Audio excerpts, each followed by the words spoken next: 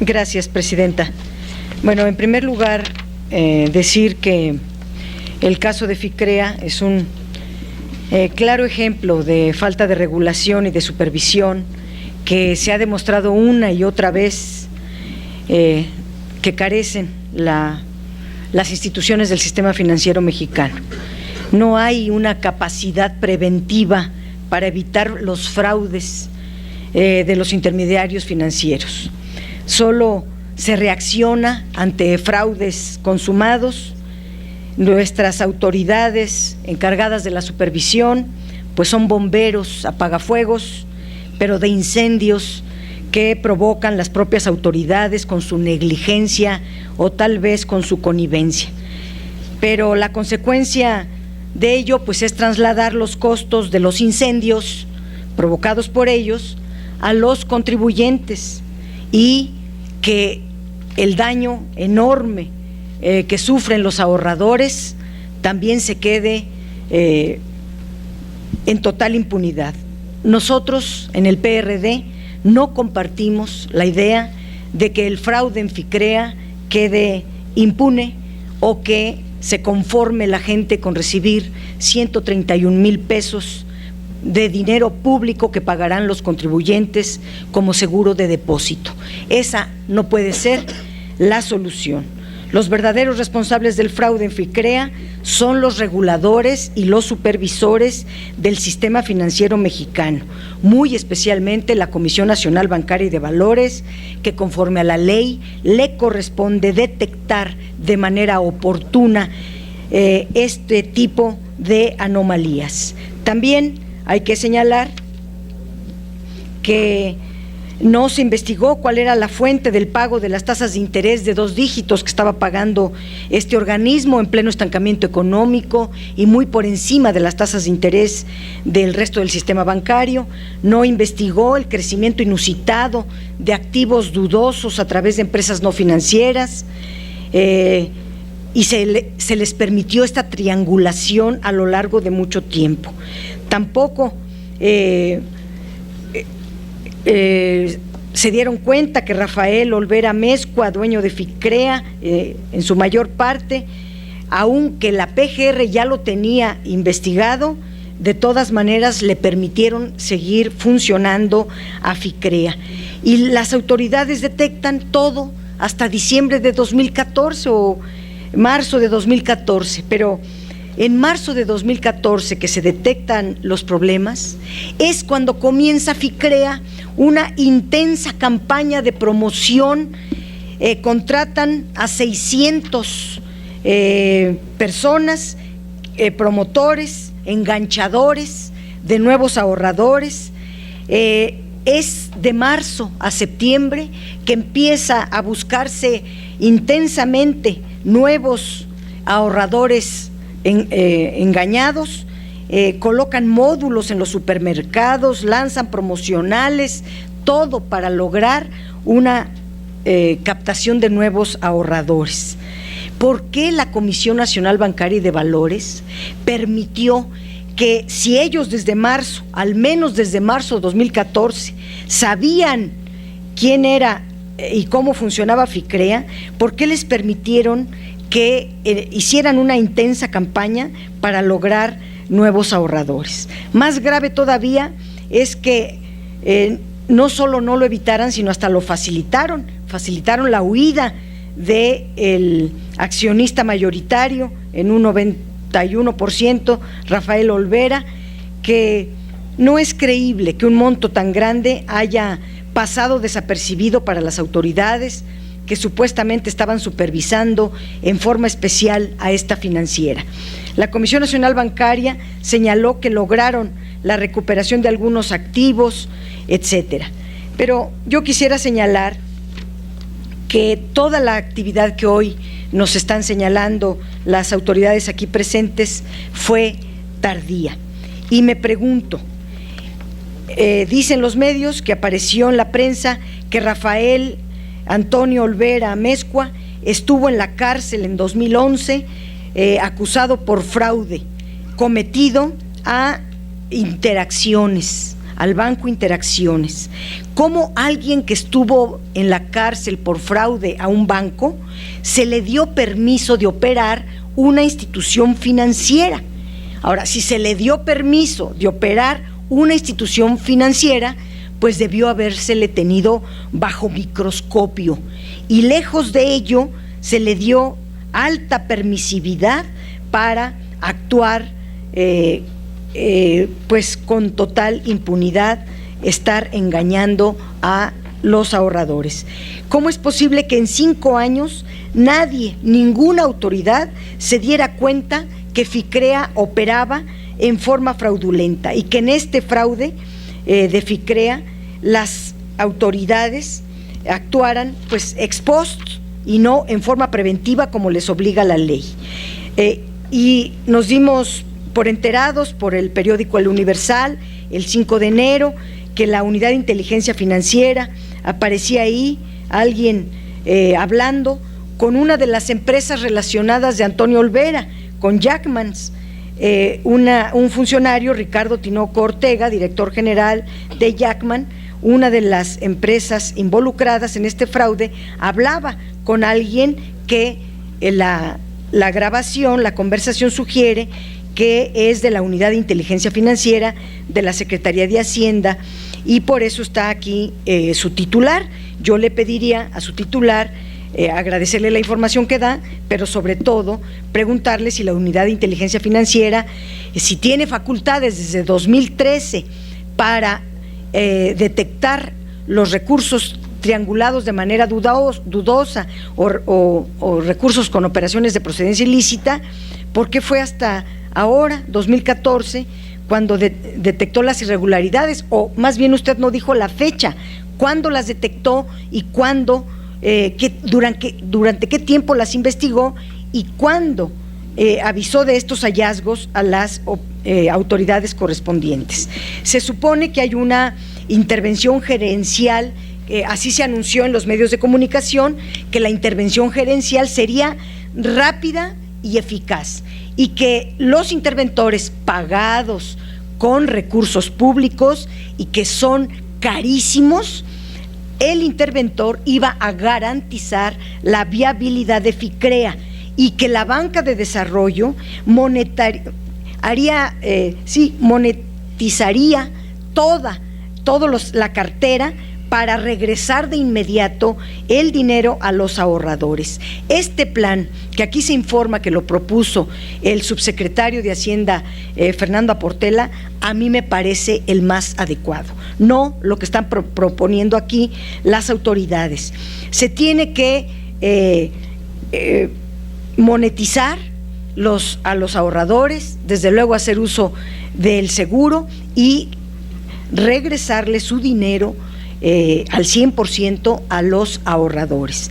No se vale con que ahora pues nada de lo que se informó, nada de ello ocurrió. Hasta el 19 de diciembre la Comisión Bancaria ordena la liquidación de FICREA y argumenta que encontraron un desvío de 2.700 millones e informa que con los ahorros públicos con los ahorros del público, con el ahorro al interior de FICREA, se compraron bienes inmuebles, autos de lujo, viajes, yates, una vida de rey con dinero ajeno. Y hasta después se dio cuenta la Comisión Nacional Bancaria y de Valores que en la reforma financiera aprobada sin cambiarle ni una coma en el Senado para que se le dieran facultades extraordinarias a la Comisión Nacional Bancaria y de Valores, nos salga con que no vio nada, sino hasta después. Entonces, no admitimos como válida esta campaña que estuvo haciendo FICREA para aumentar sus captadores de ahorro, porque en FICREA desde un principio se caracterizó por ser una pirámide, donde ya acabó el tiempo, es una pirámide donde depende de nuevos ahorradores para seguir pagando y no depende de su salud financiera para seguir operando, y esto debió haberlo encontrado la Comisión Nacional Bancaria y de Valores. Hay evidencias de esta triangulación de recursos desde 2011 con Lehman Trade, y según los reportes de la calificadora HR Ratings y el auditor externo, desde 2011 existía esta triangulación de recursos de FICREA hacia Lehman Trade, y la autoridad no se detectó sino hasta 3 años después o 5 años después. Incluso el propio presidente de la Comisión Bancaria, bueno, para ahorrar tiempo haría ya 2 propuestas. Una exigencia: que se preserve el patrimonio de los ahorradores, se les pague a la brevedad posible todo su ahorro, que la evaluación y transferencia de la cartera se haga en forma transparente, eliminando el conflicto de intereses, que se dé a conocer al detalle todos los activos, valores de la cartera crediticia, incluidas las de los inmuebles que están en el extranjero, y que el proceso se haga con toda transparencia. Se dé cumplimiento a la orden de aprehensión de Rafael Olvera, que lo han visto por allá en Estados Unidos, pero no solo a él.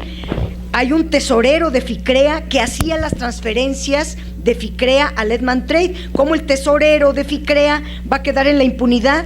¿O cómo el Consejo de Administración que autorizó esta triangulación de recursos va a quedar en total impunidad? Y también que los supervisores financieros, principalmente el titular de la CNBV, pero también hay un vicepresidente de supervisión preventiva, no sé cómo se llame, pero en el organigrama que se aprobó en la reforma financiera se le dan potestades enormes. Senadora, a estas personas. Me permitiría pedirle que fuéramos concluyendo. Concluyo diciendo que no se debe de admitir ninguna impunidad, que grosso modo hicimos una evaluación de los activos y alcanza perfectamente para regresarle su dinero a los ahorradores. Gracias.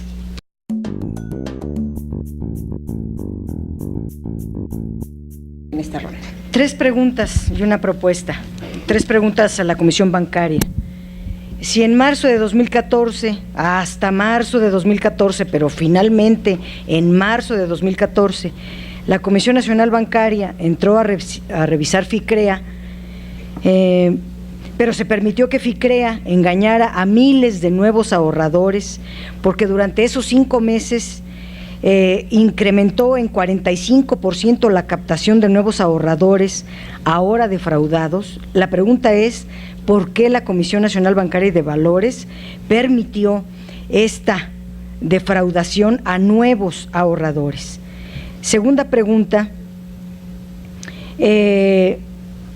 ¿cuánto se entregó de cuotas de seguro de depósito por parte de FICREA al IPAB? Porque, pues si está pasando, si está robando los recursos de los ahorradores, los está pasando a una empresa suya relacionada, no financiera, pues no sé si al menos cumplió con el pago de cuotas.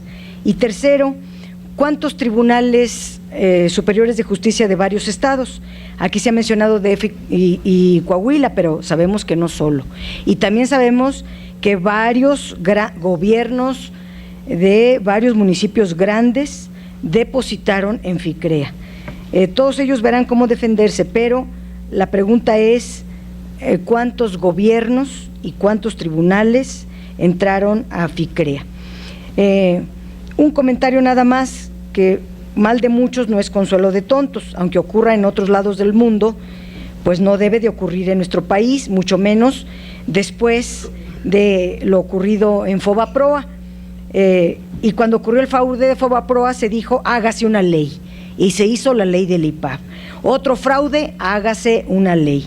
Entonces hay fraudes y la culpa la tiene la ley, y no, porque se acaba de aprobar una reforma financiera y esa ley establece una supervisión preventiva, no reactiva. Así que no es un tema de ley. Ahora, ¿qué se refiere propuesta? Yo creo, estoy de acuerdo en que se haga una mesa de trabajo y se busque un acuerdo, que este acuerdo debe ser lo más transparente posible. Desde luego debe hacerse una evaluación de todos los activos, armarse este fideicomiso con todos los activos. Y en materia de activos me preocupa mucho, aquí traigo una suma con los 400 millones en efectivo que están en las cuentas de FICREA, los autos de lujo, los inmuebles recuperados, el seguro de depósito y otros más, dan como 5,200 millones de pesos, que alcanzaría bien para pagar a muchos ahorradores. Pero me preocupa el tema de la venta de activos, que si no se hace en forma transparente, pues la venta de activos va a acabar en manos de los funcionarios. Así pasó con el Fobaproa. Los Ferraris de los banqueros acababan en manos de los funcionarios públicos. Entonces tiene que hacerse de una manera muy transparente. Segundo, la manera más rápida en que se moneticen estos activos es a través de la banca de desarrollo y se pague de inmediato a los ahorradores. Desde luego hacer uso del seguro de depósito y aplicar, subrayo, aplicar todo el peso de la ley contra los particulares y contra los servidores públicos responsables de este fraude. No nos quedaríamos tranquilos si se hace un fraude, se medio paga y otra vez todo de vuelta a la impunidad. La Secretaría de Hacienda tiene muchas herramientas y puede ser muy eficaz en la cobranza de cartera, apresurar los procesos legales, gestionar una buena recuperación de bienes en el extranjero. Me satisface mucho la respuesta del señor Bas en relación a que no tiene ningún funcionario nada que ver con este asunto. Me quedo satisfecha con eso, también con lo que está diciendo que muy pronto pueden hacer esta recuperación de bienes del extranjero, qué bueno, y localizar al gran defraudador y aplicar todo el peso de la ley. Yo terminaría estas preguntas diciendo que el caso de FICREA puede ser de dos tipos: un caso de fraude más, como otros más que han quedado en total impunidad.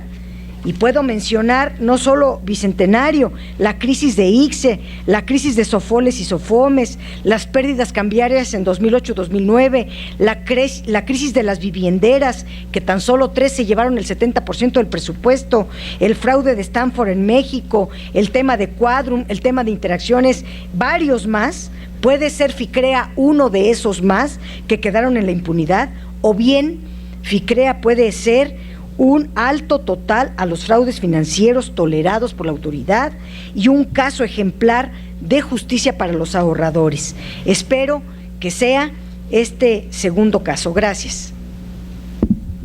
Gracias, senadora. Les pediría a los señores funcionarios las respuestas pertinentes, por favor.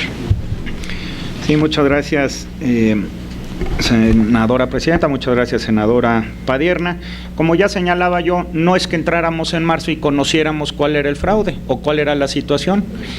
Fue una investigación que llevó tiempo, que se le respetaron los derechos de audiencia al supervisado, porque como todo lo que hacemos en la comisión es en apego al marco de derecho y eso implica también respetar esos tiempos.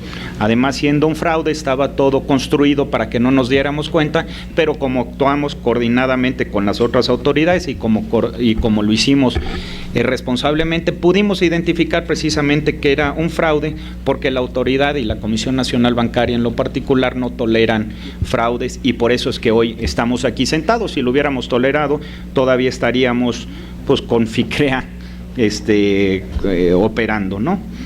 Las cuotas que FICREA le pagaba al IPAB, pues cero, porque no le paga al IPAB, le paga al seguro de depósito creado por ley, le paga a este seguro de depósito que es administrado por las propias sociedades financieras populares y de hecho estaba al día en el pago de sus cuotas, que más o menos es una 1/12 parte o 3 al millar de los depósitos, más o menos 18 millones de pesos al año, y sí estaba realizando este pago. Curiosamente es de las cosas que sí hacía bien esta sociedad financiera popular.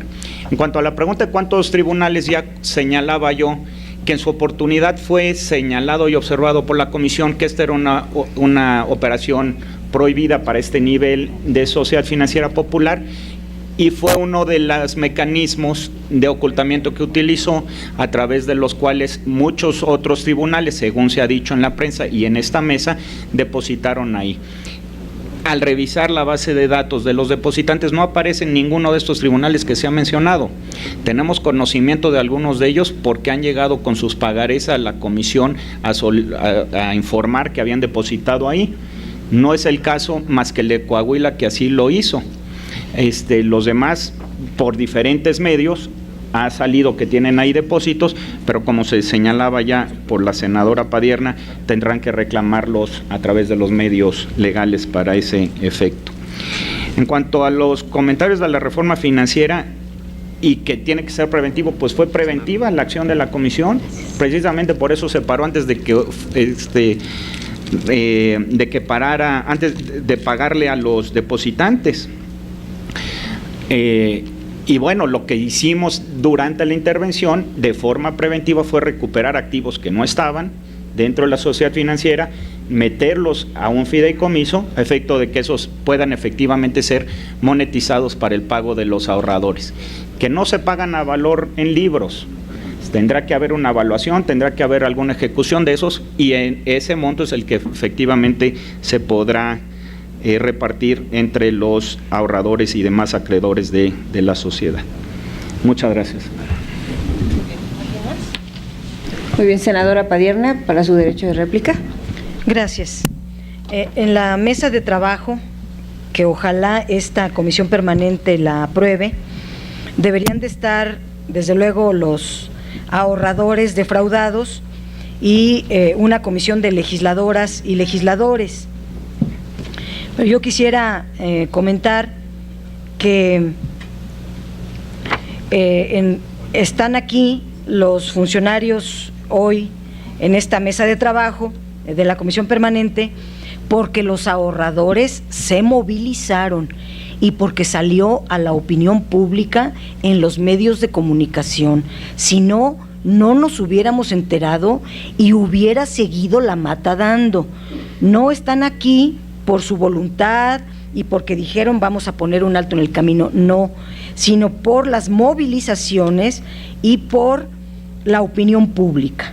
Y por eso lo abordó la comisión permanente y derivado de ello están aquí.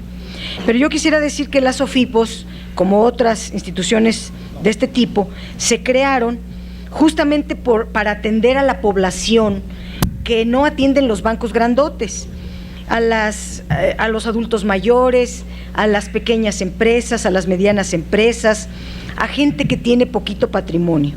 Y hemos recibido, allá en el Senado han llegado personas llorando. No saben ustedes qué impotencia y qué coraje da que estén reclamando 300,000 pesos, que era todo lo que tenía un adulto mayor de 75 años. No saben lo que se siente ponerse en los zapatos de una empresa chiquita que durante 20 años de trabajo logró reunir 3 millones de pesos y hoy está sin nada después de que toda la familia trabajó para lograr este ahorro.